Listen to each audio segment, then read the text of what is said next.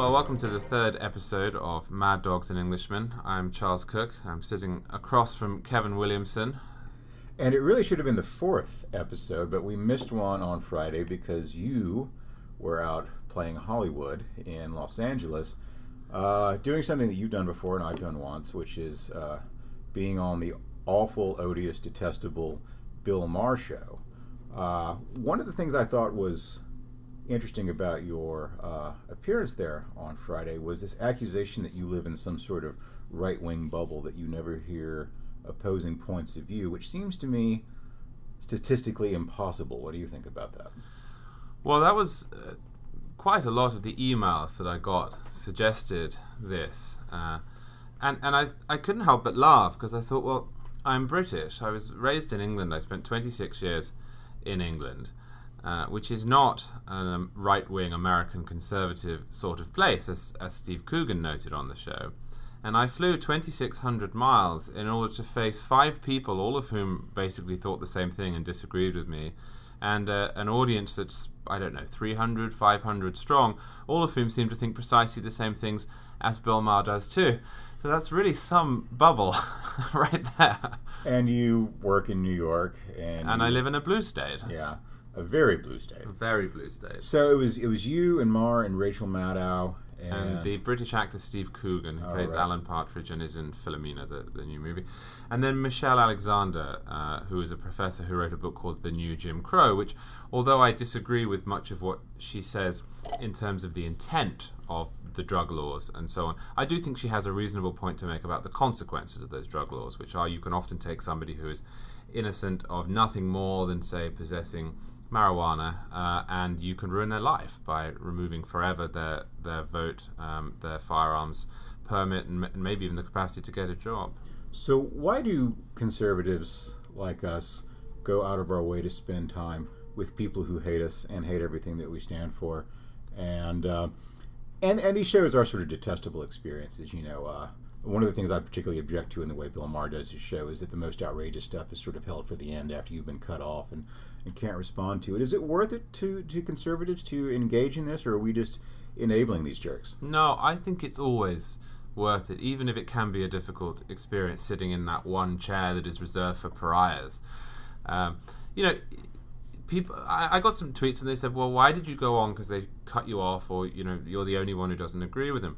Well, I went on because I'm the only one who doesn't agree with them. And for people who watch the show, it's important to have somebody saying, hey, I don't agree with you. And especially given that, look, Bill Maher and his audience and his guests are totally entitled to their opinions. It's a free country. What I object to slightly is the notion that those are the only opinions that count, or that those are the only opinions that real people have. And it struck me being on the show, even talking about the minimum wage. You know, the minimum wage is not an open and shut case. And I sat there for 15 minutes trying to explain that there are an awful lot of people and an awful lot of economists and an awful lot of history that shows that this might not be the best idea. And just saying, well, this is the moral thing to do, for example, doesn't make it so. And if there's nobody to do that, what are you going to do? They're just going to sit there and agree with one another, and people will walk away thinking that nobody disagrees. Well, they do. Yeah, I think we seem like Martians to them a lot of the times. Liberals never notice liberal pop culture for the same reason that fish never notice water.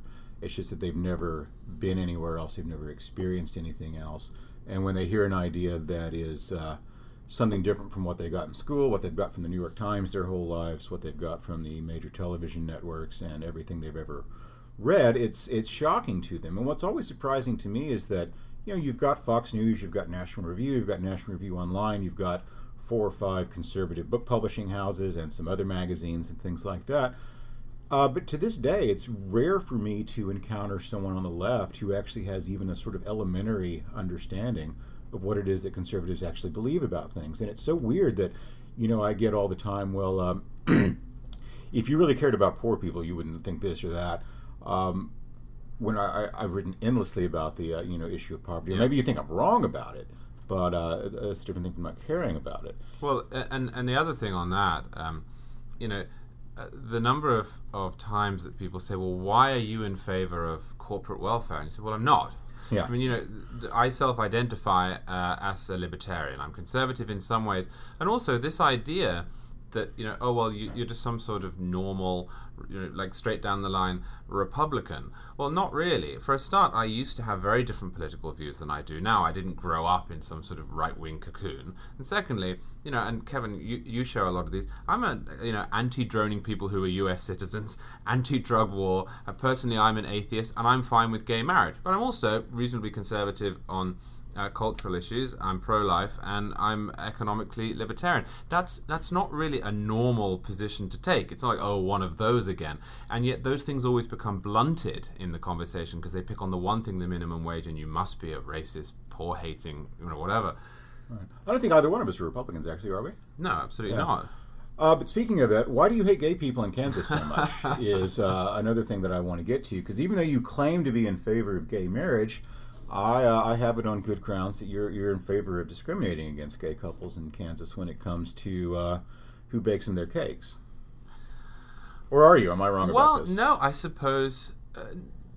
how shall I parse it? This is where I get straight. I am not in favor of discriminating against anyone, in the same way as I'm not in favor of any sort of hideous racial speech. I am not, however, in favor of the government preventing everything that is horrific, preventing everything that is unpleasant.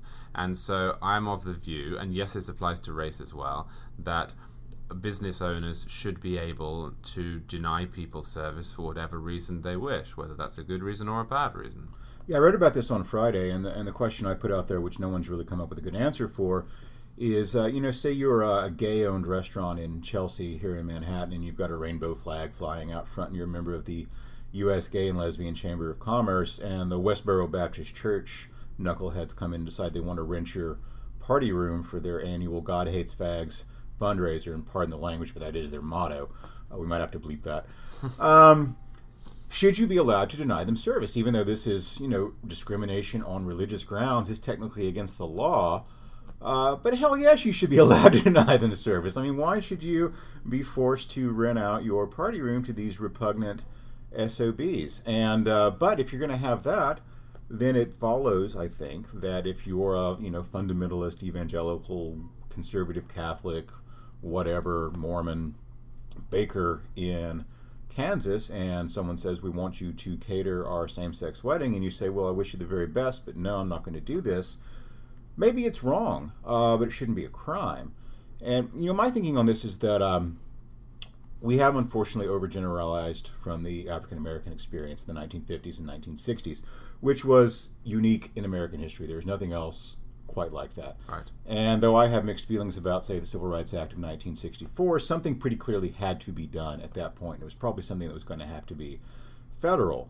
But the situation of gay Americans in 2014, while there are mean people and knuckleheads and bigots and such out there, is not very much like the situation of people who had been held in slavery for a few centuries and systematically oppressed for a century on top of that. It's just not really comparable. And I think these are the sort of things that can be worked out in civil society. Absolutely. And that's one reason why using Jim Crow, for example, in this area is inappropriate. The other reason that it's inappropriate is that the Jim Crow laws generally mandated segregation and oppression. What this says is you own that business, you can make your decision, and you can live with the consequences of that decision, which is key here.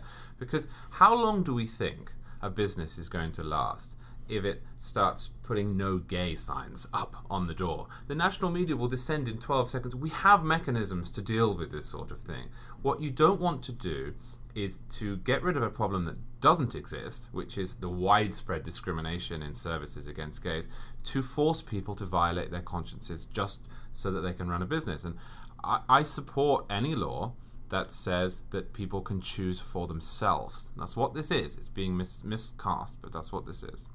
Yeah, and I generally think that it's healthier for society if these things get worked out on a person-to-person basis, on a civil society basis, rather than being imposed by the courts or imposed by the legislature, simply because it provides less occasion for resentment and bitterness. If you really want to take your ideas out into the public arena and you lose in a fair fight, and there's a gay boycott of your business and it hurts, then I think you've learned something. And it's a different sort of experience from having a guy in a black robe come in and say, it shall be thus, and you have no choice in it. And so I think that's ultimately a healthier way to live.